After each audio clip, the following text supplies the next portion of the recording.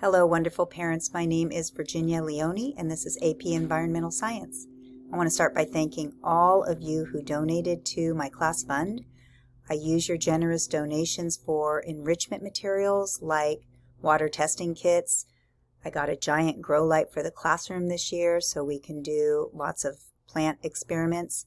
I bought 3 compost bins for the outdoor lab to support students who choose to do that for their big action project. I bought seeds and soil and so much more. So thank you for your generosity. I have been teaching science for many, many years, and I am the parent of 2 adult women college graduates and the wife of colleague John McGee, who also teaches science at Fremont High School. We got married on campus in front of the entire school in 2005. The best way to contact me is via email through Schoology, and I'm really good about returning emails within 1 to 2 days max. This course is not entirely geared to the AP exam, but I do weave in practice and preparation so that any students who choose to take the AP exam will feel prepared for that in May. This year the exam is on May 3rd. But in addition to preparing for the AP exam, we focus on a lot of hands-on activities. We try to get outside into the outdoor lab or on campus where it's appropriate to what we're learning. We do small group work, simulations, modeling, basically a variety of things to understand all of the fascinating topics in environmental science. We will cover 8 units. They are in line with the College Board curriculum. Right now we are studying Ecology and Biodiversity. We will study toxicity, pesticides, and agriculture. That's a fun one because no other science course focuses on agricultural practices, and students find that topic particularly relevant and interesting. We will study population dynamics, including human overpopulation. We will study earth systems and land issues. We will study water issues and pollution, air issues and pollution, energy production and use, and climate change. This is a college-level class, and for many students, the first AP Science class they've ever taken. It does require work and motivation outside of class. It requires a certain level of organization, keeping track of students' progress and getting support when needed. It goes at a faster pace than regular classes. There is formal homework and high expectations for learning.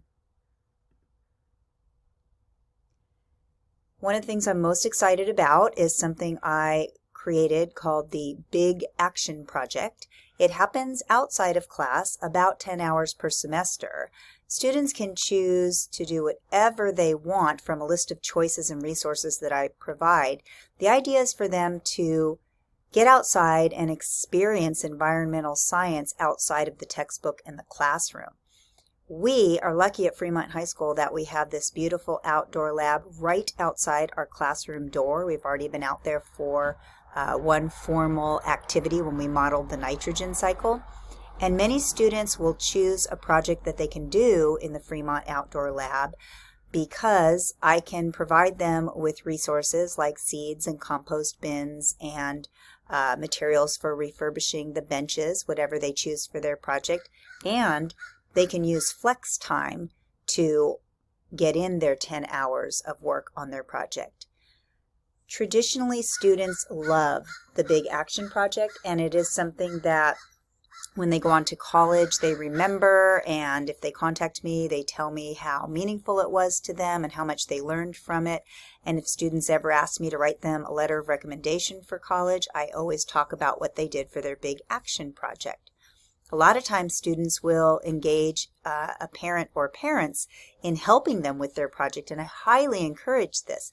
I've had students who did the project at home and they built an irrigation system for their backyard or a compost bin out of wooden pallets or helped a parent with a vegetable garden, and so it can become a family project as well. I know that your students are juniors and seniors, but I also know as a result of being a parent myself that we still want to be involved and we want to be support systems for our children as they're preparing to go off onto college or whatever their plans are after high school. So you can still support your child, particularly in making sure they don't neglect their physical and mental health. Sometimes students who have a full course load will compromise their sleep or allow anxiety and stress to take over. I'm very sensitive to that, and you or your child can contact me if they are feeling overwhelmed, and I will help you problem solve and point you in the direction of our on-campus counseling resources. The course is very well organized into Schoology, so I'm going to show you what that looks like right now. Beneath my Calm Ocean Scene banner, you can link to my syllabus, my schedule and availability, my reading notes workshop, which we've already gone over in class, which are suggestions about how to take notes that they use for their weekly reading quizzes. There's a link for helping them join AP Classroom, and this is very important this year. The last day to pay for and sign up for the AP exam is October 1st, and Mr. Moore came to our class to talk to students about how to sign up and the fact that it's better to sign up, and then if you change your mind you can get a refund in March, than to miss the deadline October 1st because you won't have a second opportunity to take the exam. I don't push the exam with students because, to be honest, it's not necessary for all students. Sometimes they will sign up and then find out that the college they're going to actually go to doesn't even look at the AP exam results, and then they'll pull out of the test, which is absolutely fine. I do write letters of recommendation. Mostly I like to do that for students I've had both in 9th grade biology and then again in junior, senior APES, but the information is here if a student was going to ask me for a college letter of recommendation. Here's a wonderful link to my big action project that you might want to check out if your student will let you look on their Schoology page. It's got all kinds of resources and video links with wonderful ideas of things they can do for their outside of the classroom semester project. My course is organized in 2 folders. Every week has the 3 days that we meet and a copy of my slides, which is basically my lesson. So if a student was absent, they first start by looking at the slideshow. We usually do a daily exit ticket, which is multiple choice, check for understanding, the grades post right away, and they get feedback on the right answers. And then we have a variety of different assignments that we do in class. Again, trying to emphasize hands-on whenever possible.